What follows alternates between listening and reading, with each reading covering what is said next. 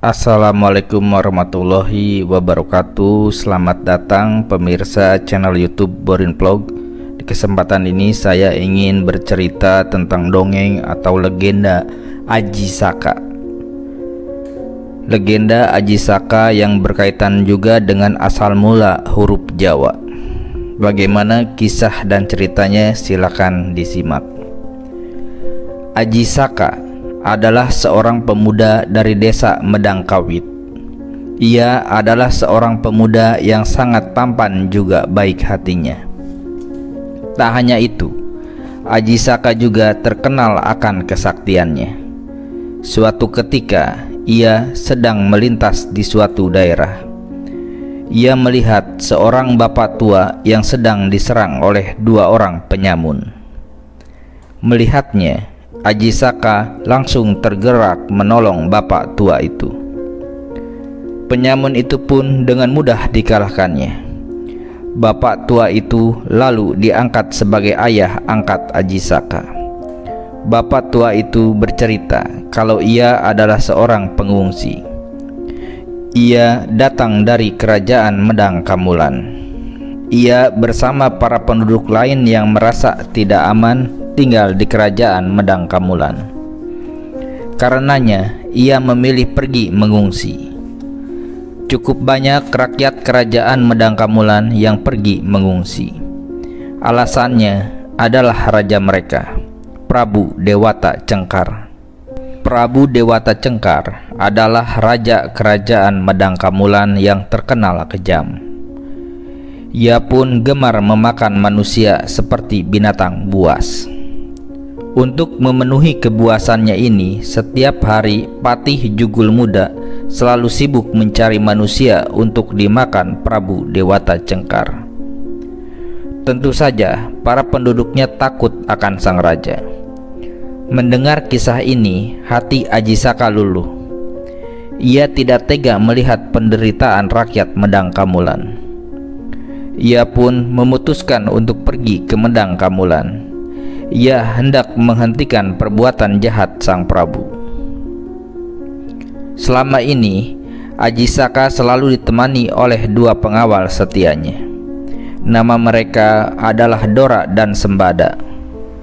Ketika hendak menuju ke kerajaan Medang Kamulan, Sembada mendapat tugas untuk menjaga keris Aji Saka.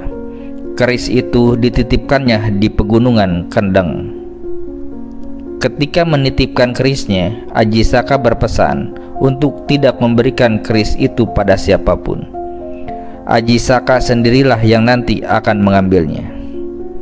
Baik tuanku, hamba akan menjaga amanat yang tuan berikan. Keris ini tak akan hamba serahkan pada siapapun, kecuali tuan sendiri, kata Sembada. Esok harinya, Aji Saka pun melanjutkan perjalanannya ke Medang Kamulan. Ia pergi ditemani dengan pengawalnya yang bernama Dora. Sementara Sembada tinggal di pegunungan Kendeng untuk menjaga keris itu. Setibanya di wilayah Medang Kamulan, Aji Saka bertemu dengan Patih Jugul Muda. Patih tampak sangat kebingungan. Ia tidak bisa menemukan satu manusia pun untuk dimakan oleh Prabu Dewata Cengkar. Aduh, bagaimana sekarang aku bisa mendapatkan manusia untuk tuanku?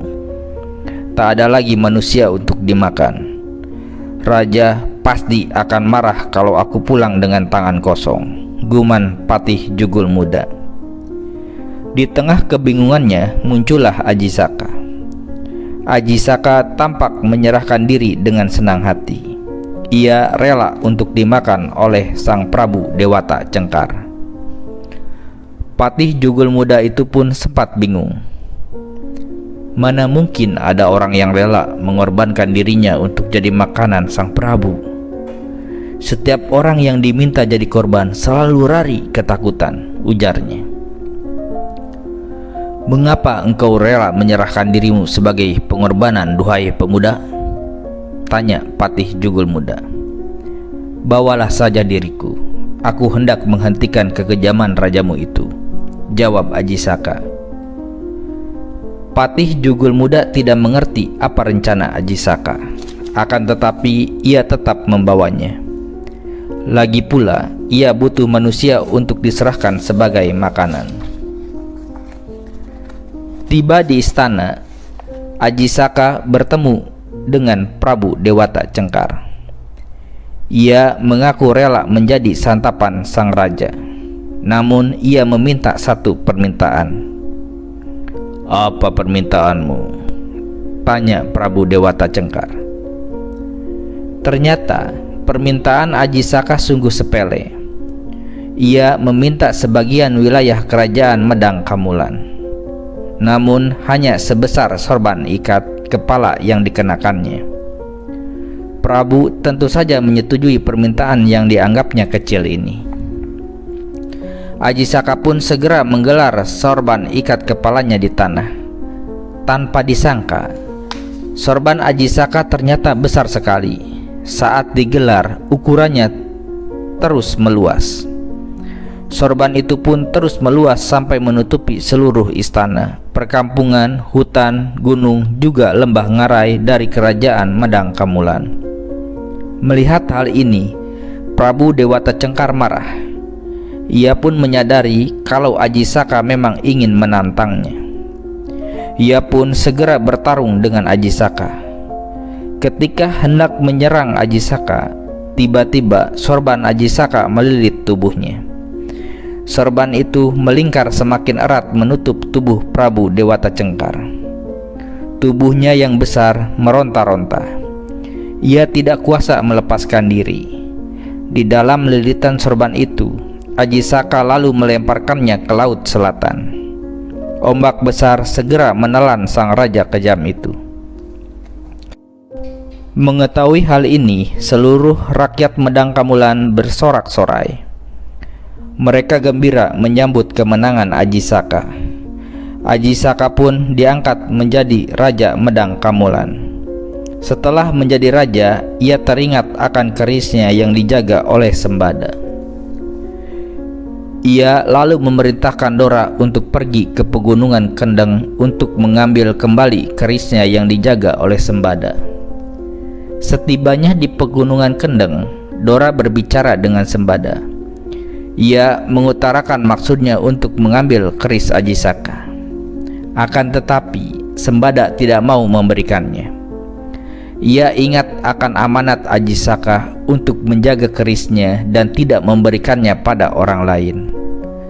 Dora pun juga mengemban amanat dari Ajisaka untuk mengambil keris itu. Amanat yang mereka pegang jelas bertentangan. Padahal amanat itu sama-sama diberikan oleh tuan mereka, Ajisaka. Mereka berdua adalah pengawal yang sama-sama setia dan sama-sama sakti. Akhirnya mereka berdua berkelahi. Mereka ingin menjaga amanat yang diterima masing-masing. Dalam pertengkaran itu, mereka berdua tewas, sementara Ajisaka telah menunggu lama di istana. Ia bingung kenapa tak ada satupun dari pengawal setianya yang kembali. Ajisaka kemudian menyusul ke pegunungan Kendeng. Setibanya di sana, Ajisaka kaget bukan main. Ia menemukan kedua pengawalnya tewas demi mengemban amanat. Ia pun merasa bersedih.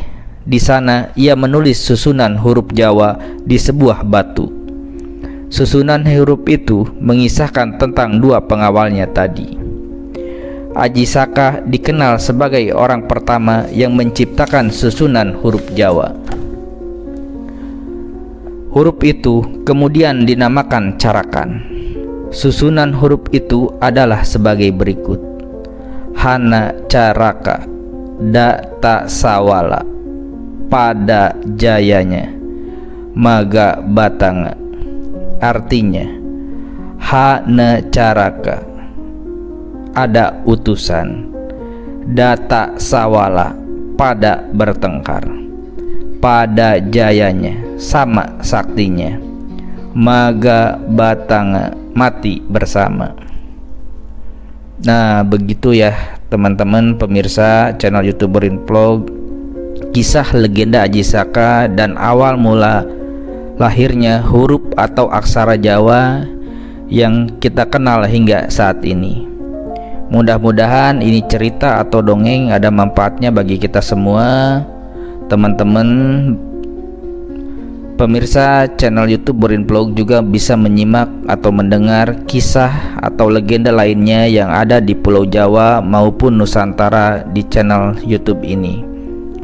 Terima kasih atas perhatiannya. Assalamualaikum warahmatullahi wabarakatuh.